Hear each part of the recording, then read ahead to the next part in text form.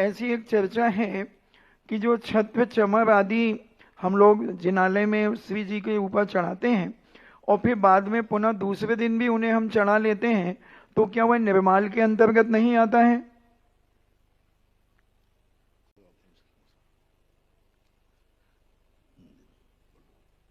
इसके लिए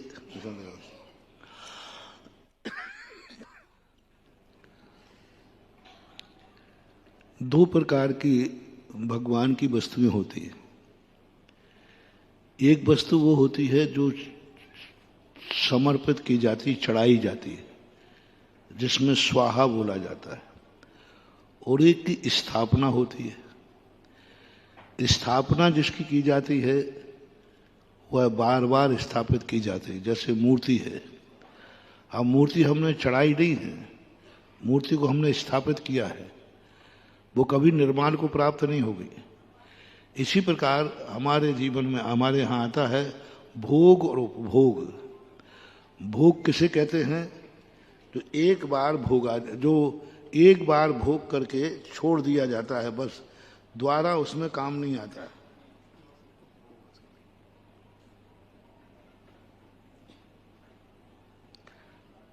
तो भोग शब्द कहलाता है। व्रत में भी आता है एक भोगोपभोग नाम का एक परिमाण व्रत आता है, जो एक बार भोगा जाए, द्वारा वो भोगने के योग्य न रहे, उसको बोलते हैं भोग। जैसे रोटी एक बार खाई जाती, वह द्वारा नहीं खाई जाती। इसी प्रकार से पूजा में निर्माल जो अष्टद्रव्य है, ये भोग है। एक बार चढ़ाने के बाद द्वारा नहीं चढ़ाया जा सकता। पुष्प वृष्टि आदि जो होते हैं अष्टप्रात्यारों में, वे भोग में आते हैं। एक बार पुष्प चढ़ गया, सूंघ लिया, पहन लिया, वह द्वारा काम में नहीं आ सकता। और एक उपभोग होता है।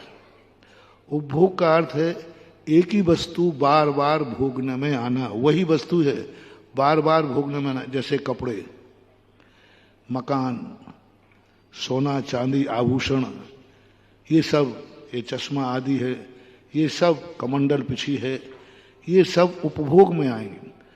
उसी पिछी को हम बार बार ग्रहण कर रहे हैं, उसी कमंडल को ग्रहण कर रहे हैं। इसी प्रकार भगवान के भी दो प्रकार के, पूजवार स्वामी ने दूसरे अधिकार में इस बात को खुलासा किया है। जिनके मन में विकल्प आता है वे कान खोल के सुने। समस्त भोगांतराय कर्म के क्षय से अतिशय वाले छायक अनंत भोग का प्रादुर्भाव होता है, जिसमें कुसुम वृष्टि आदि अतिशय विशेष हैं। क्योंकि अष्ट प्रातिहारों में एक पुष्प वृष्टि भी है, मंदार, सुंदर, नमेर, सुपारिजाता। तो पुष्प वृष्टि भोग में आएगी। एक बार चढ़ा दिया गया, अब दोबारा काम नहीं आएगा। समस्त भोग अंतराय के नष्ट हो जाने पर अनंत छायक उत्पन्न होता है। तो अब उपभोग में क्या, जो बार बार भोगने में आए, जैसे सिंहासन, चामर, 3 छत्र, विभूतियां आदि। अब ये उपभोग है। उपभोग यानी बार बार वही छत्र आज कल परसों जितने 100 बार चढ़ाओ ना, एक ही दिन में 10 बार चढ़ाओ। चवर हैं, वही चवर ढोर दिए, रख दिए, वही दूसरे ने ढोर दिए, ये तीसरे ने ढोर दिए, आज ढोरे, कर भी ढोरो। तो ये कहलाते उपभोग। आगम में ऐसा उल्लेख इन्होंने स्पष्ट कह दिया। मूल संस्कृत में ही दूसरे नंबर का अध्याय सूत्र नंबर 4 की टीका में लिखा है, निरवशेष उपभोग अंतराय से प्रलयात प्रादुर्भूतो अनंत उपभोग छायका यथा सिंहासन चामर छत्रादयो विभूतिया। तो इस प्रकार छत्र चमर आदि, इनको कभी भी ये नहीं मानना कि चढ़ने के बाद ये निर्माल हो गए। ये स्वाहा करके नहीं चढ़ा जाते। निरुपामति स्वाहा ऐसा शब्द नहीं बोला जाता। ऐसा बोला जाता है अष्ट प्रातिहार मध्य छत्रम स्थापयामी, चबरद्वयम स्थापयामी, स्थापना की जाती है। इसलिए इनको इस प्रकार नहीं मानना।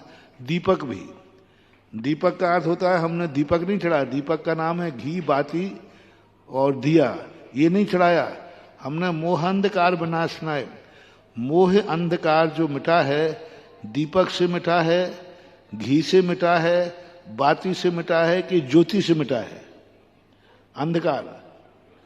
ज्योति इसमें रहा, तो ज्योति तो वो निकल के नष्ट हो गई, ज्योति निकल करके नष्ट हो गई, अब दूसरी नई ज्योति आ रही। वो तो इससे दीपक कभी निर्माल नहीं होता।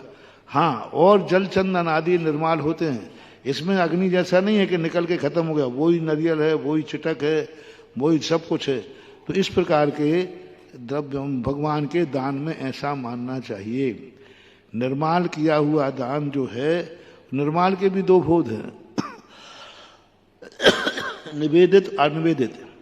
एक चढ़ा दी गई, अब कोई छूने लायक भी नहीं अपन को, द्वारा उसका उपयोग नहीं, चाहे चांदी का नारियल हो चाहे सोने का हो, अब वो तुम्हारे उपयोग के नहीं रहा। इसी प्रकार पुष्प आदि में जानना, लेकिन छत्र समर को बार बार चढ़ाया जा सकता है, कोई बाधा नहीं।